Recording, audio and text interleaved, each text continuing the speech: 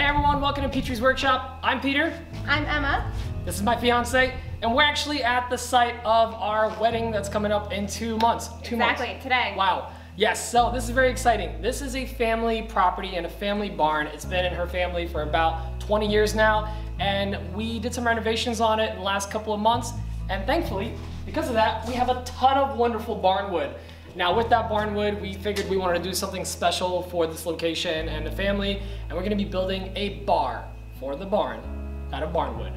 Figured it's the best way to honor this old structure with all the wonderful wood that it has here. So we're gonna be building it out of some construction lumber and then clad the whole thing with some very wonderful barn wood.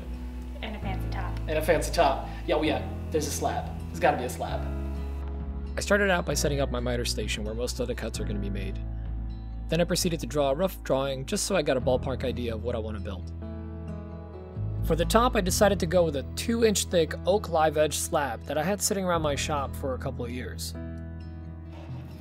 First, I broke down a couple of 4x4 posts on the miter saw. I used these for added strength and to make sure that the cart would remain bottom heavy and not tip over. After getting all my pieces cut down to size, I laid them out on the ground and promptly realized that my 4-inch screws are not going to work with 4-inch posts. So I went ahead and pre-drilled a couple of pocket holes so that my screws would actually go through and reach the other posts. I then went ahead and assembled the whole thing with some 4-inch deck screws. Now the best part of working with construction grade lumber, it's never straight. Oh, did I say the best part? It's not. So I did have to use a couple of clamps to make sure to get this whole thing lined up right. But that's okay. It's going to be used in a barn. We then moved on to the 2x4s. Luckily I had a nice selection of them because the barn had recently undergone some renovation. I cut the long pieces to 36 inches. This, along with the 6-inch casters I was going to use, and the 4-inch post base, along with that 2-inch top, was going to put it right around 4 feet. Perfect height for a bar. The shorter pieces were cut down to 25 inches. That, along with the base and casters, would put the prep area right around 36 inches. Once again, perfect counter height. The cross pieces on the inside were cut down to 15 inches. This gave us about 18 inches total of storage inside the bar. That'll fit a nice large cooler or even a keg. Once I got my side panels assembled, I then attached them to the base and then started framing out the rest of the body on top of the base.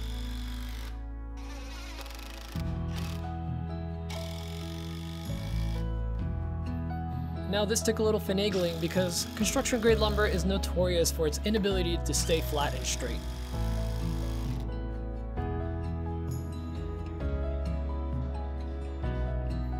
We put the top on a framed out body and put some 6-inch spacers below it to simulate the casters.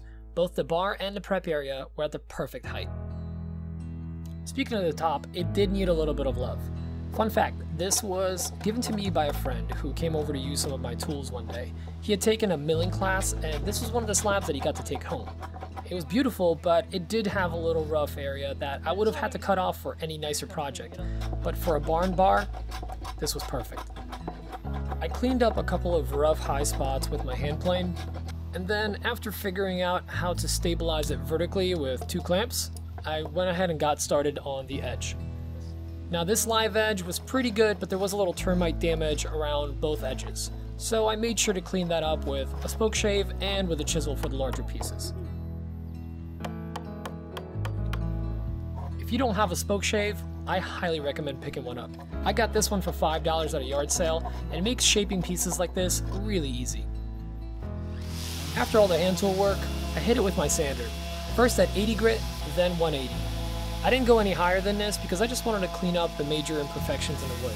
I still wanted to look rustic and rough. However, it was fairly smooth to the touch.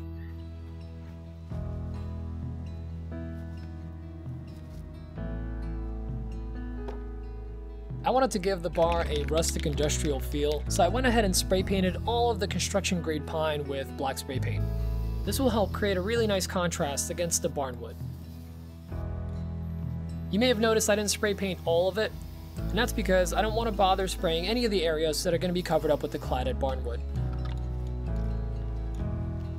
One of the reasons I use spray paint is because it dries really fast, and once it dried, I was able to move on to the wheels. I'm using 6-inch industrial casters that I happen to have in my shop from an old tool cabinet. But smaller casters would work, just don't go too small. You want to make sure to be able to support the entire base. To install the casters, I marked out the holes, pre-drilled them, and then used 2-inch wood bolts with washers to attach. Luckily, I had a little bit of help. Thanks, Emma. Now we get to the fun part, actually cladding this whole thing with wood. I was going to go with a horizontal design, but after looking at it for a little bit, I decided to go with a chevron pattern. This is where things got a little complicated. You have to keep cutting 45-degree miters, but if you're using a single board at a time, you keep having to rotate your blade to the left or to the right of the saw to make your cuts. This took a little bit of figuring it out, and luckily I had a lot of spare wood. Now, I went with barnwood because that's the product I happen to have readily available at the site, but you can easily make this out of cheaper wood, or more expensive wood, or even shiplap, which would simulate the barnwood look. Also, if you don't want to go with a chevron pattern, it would be a lot easier as well. To attach the wood to the body, I'm using my brad nailer with 1.5-inch nails. Plenty of holding strength, and they're small enough to hide so you don't see them from far away.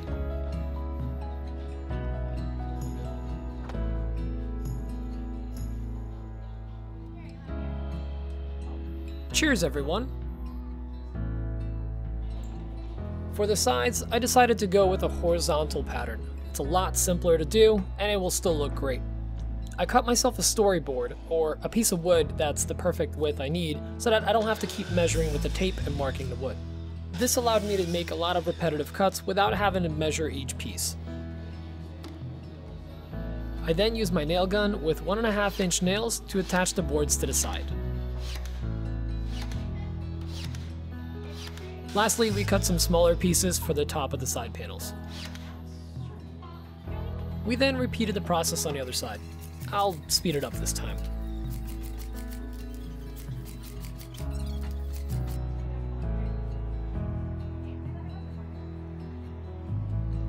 To attach the top, I drilled out 2 holes about 1 inch apart in 3 spots along the top support. I then took a jigsaw and cut out the channel between the 2 holes. This will create a channel in which the bolt I'm using to attach the top to the base will allow it to move back and forth. Because this piece is outside, the wood movement is a serious issue.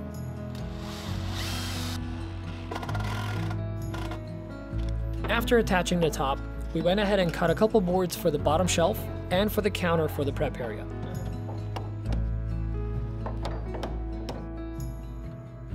Now, after a couple notches cut out, and a couple tabs from a hammer and some nails, we're all set. We got ourselves a bar. Hope you guys enjoyed this video on our reclaimed barnwood bar. I am so excited to use this in just a couple of months at our wedding with Emma. And we pretty much got the whole project wrapped up. The only thing I'd still like to add is some LEDs and a clear coat on the live edge slab. Aside from that, it is a done deal. I have to do it unfinished, however, because I am not clearly in my shop and we are heading home now to our tiny little abode. And if you made it this far into the video, thank you so much for watching. If you have any comments about this project, I would love it if you left them below. Let me know what you might have done different, or if you like it or hate it. I'll listen to all of it. And while you're here, make sure to like it and subscribe for more content from me. Thanks, guys. I love you all. Bye.